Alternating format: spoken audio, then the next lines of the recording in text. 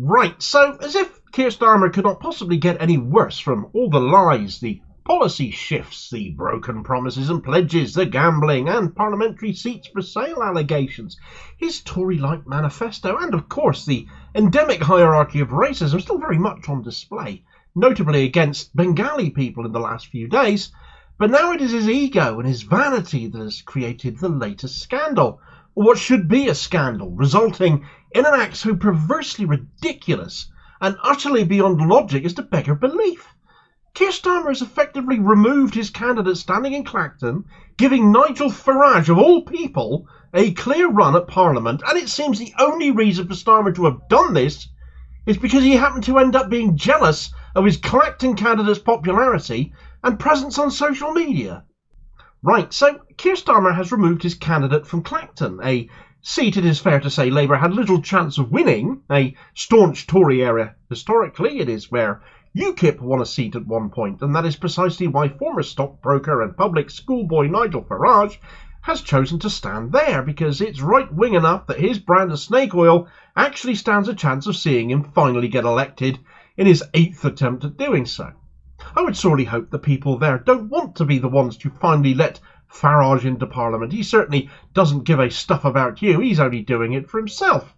It's all about him getting the chance to grandstand in Parliament. But who'd have thought of all the seats in the country where Keir Starmer might pull a candidate out and give other candidates from other parties or independents a free pass, a free run at a seat without him opposing them, that it would happen to be this one? The Labour candidate for Clacton was a chap called owusu-nepaul, a young black guy in his 20s, quite the fashion guru as it happens, to the point GQ magazine did an article on him and his fondness for knitwear and windrush blazers whilst on the campaign trail. He's been a Labour member since he was a teenager and currently works in their equalities department. However, he seems to be on the receiving end of anything but equal treatment. And even better, the guy was popular at that.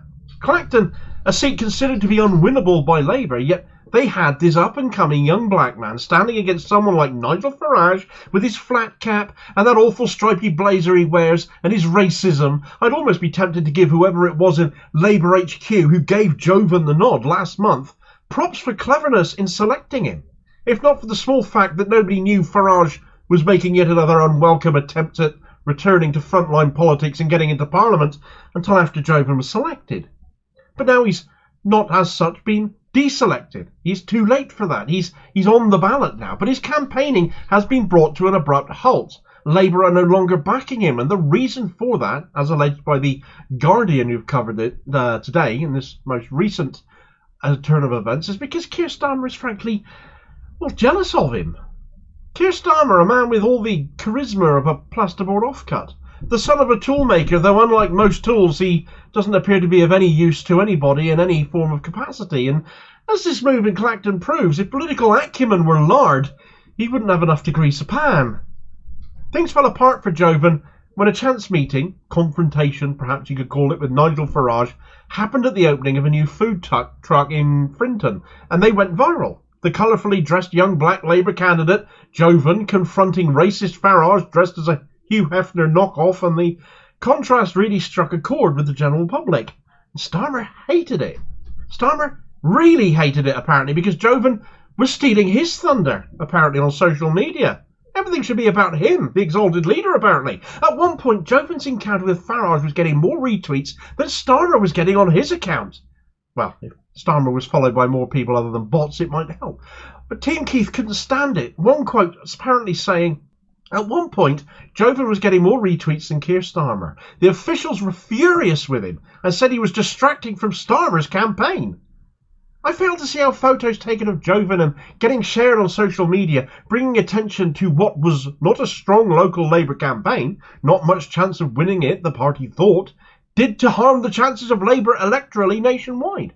Certainly didn't affect Starmer's chances of walking into number 10. They are on course to win, probably with a large majority, alas. But any attention taken from Starmer, and its incandescent rage from him and Labour HQ.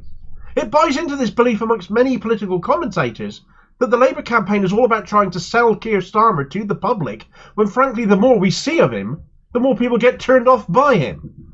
Every time he's on a TV election debate, he fails to land hits on Sunak, and more than Sunak lands them on him, both of them being terrible public debaters and speakers in my view. And every time a member of the audience challenges him or puts an awkward response to him, it's incredible how quickly he gets angry about it, how short Starmer's fuses, even in the face of quite mild pressure.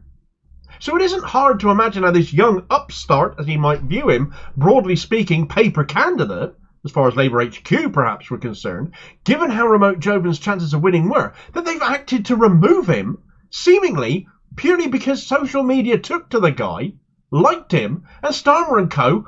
couldn't stand that. Couldn't stand it because, well, people don't like him. Not allowed to question the exalted leader, now not allowed to be more popular than him within the party, it would appear. Well, frankly, that's a pretty low bar anyway. If every Labour candidate more popular than Starmer were dropped, you'd barely have any left. Even people prepared to vote Labour are not convinced by Starmer himself, and that view is only going to drop further. Here's an excerpt from the Guardian coverage of this story detailing the response from Jovan's team to him effectively being told by his own party to get out of Clacton. In a letter to Labour's General Secretary David Evans, seen by The Guardian, Martin Suker, owusu-nepaul's election agent, said, "Reform UK stands for everything we, the Labour Party, stand against, and I'm struggling to come to terms that it appears the party doesn't even want to be seen to be putting up a fight. Jovan was told by an official to never come back to Clacton, and yesterday was instructed to move to the West Midlands region. I'm concerned there will be follow-on questions. Members, supporters and more worryingly donators will be both angry and upset that it appears like the party that they have a great hope in isn't doing anything to show a battlefront to what many see as a catastrophe, not only for Clacton, but for the parliamentary system entirely." Suker said the local party had requests for new leaflets turned down and access to the canvassing system removed. "Now I have no candidate to put in front of the people for them to see us at least trying to save Clacton," he added. "This could be very damaging to the party's image." Keir Starmer, in a speech a couple of weeks ago, said that if you want politics as pantomime, I hear Clacton is nice this time of year. He was, of course, responding to Farage's announcement that he was going to stand there. But the bigger circus is now Labour giving Farage, who they claim as a pantomime, a free run unopposed by them. Their campaign having grown beyond expectation there, low as that was, and now killed off because Starmer was effectively jealous of his own candidate. In what way is that putting country before party? How many more people might get on the wrong side of Starmer's vanity and ego going forward? What kind of a leader of the country is he going to be if he acts like this?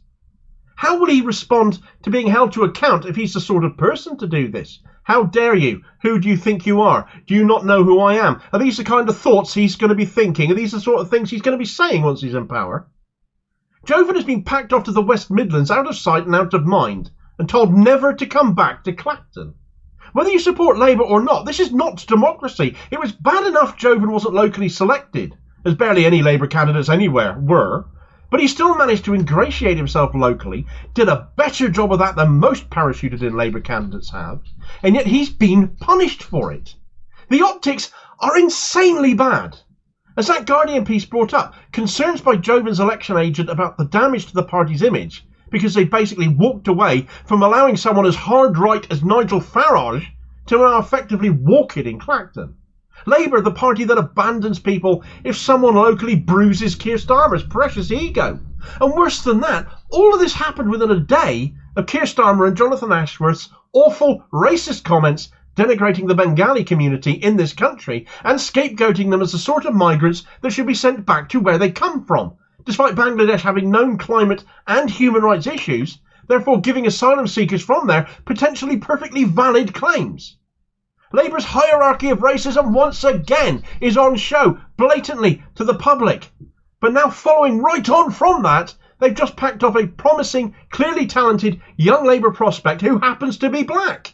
And with the amount of documented anti-black and Islamophobic abuses detailed in the Ford report into Labour's racism and abuses, compiled as that was by himself a black man, Martin Ford KC, all of a sudden Farage isn't the only racist in this picture, is he? All of a sudden he might not actually be the worst one in the picture either. From a political perspective, the optics for Labour are dire. Keir Starmer has basically declared Nigel Farage as the only candidate in the entire country that his Labour won't oppose. His reason for doing that is that his candidate against Farage was too popular. Now contrast that with other seats around the country, other candidates that now appear to be more offensive to Keir Starmer than Nigel Farage is. The classic example I'm sure everyone might think of right now is Jeremy Corbyn.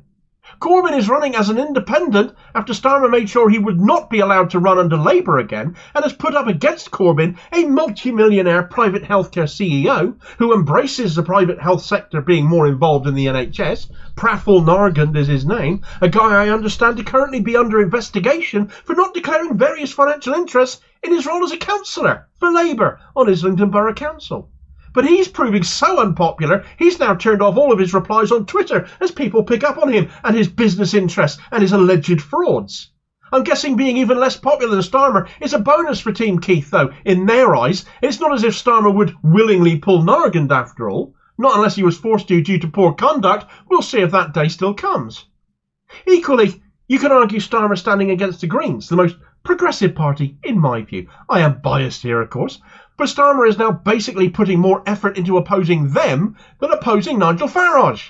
And that is a damaging narrative. They are hugely damaging optics. That Starmer, in effect, aligns himself more with the likes of Nigel Farage and his beliefs and his views than any other candidate in the country standing against his party. And oddly enough, isn't that a really believable thing to think, that he is completely against progressive views and does have more in common with the likes of Farage and Reform UK, who are anything but? All this damage, and all because he got jealous of his candidate. Of course, social media being what it is, has passed comment on this as well.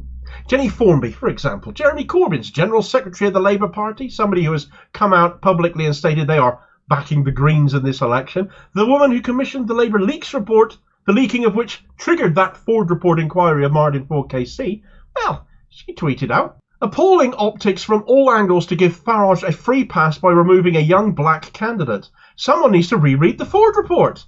Labour officials said to be upset that Jovan Owusu-nepaul was gaining traction for viral social media posts. Julian Power wrote, "The Labour Party ought to consider it a moral duty to offer the people of Clacton an alternative to fascism, but Starmer's ego and autocracy cannot abide someone else getting some limelight. Jovan Owusu-nepaul deserved better." And Martin Oswick wrote, "So disappointing, sent to an unwinnable seat and then punished for getting too much attention. He may not have won against Farage, but felt like Jovan was building a good campaign. I feel for him and the volunteers and staff who have worked hard only to get undercut by party HQ." And that is fundamentally the truth of it. All for the sake of Starmer's fragile ego and vanity. A Labour candidate has been punished for daring to be more popular than Keir Starmer, as low a bar as that is. Starmer might view this unwinnable seat as no great loss, but it makes his party look even more petty, racist and right-wing, and that really ought to resonate elsewhere and have people questioning if voting Labour in their area, a consequence of which will be putting Starmer into number 10, will be worth that. Something more and more ethnic minorities certainly are questioning, and are already ahead of this petty move furious with Labour, a party many of them have backed for years, as they are used as scapegoats to push Labour's very Nigel Farageist talk of deportations, especially against Bengalis, as this video recommendation will tell you all about. Labour's latest racism scandal. They are in real trouble amongst this demographic once again. And it's totally self-inflicted, and they absolutely deserve it. And I'll hopefully catch you on the next vid. Please consider taking your vote elsewhere. Cheers, folks.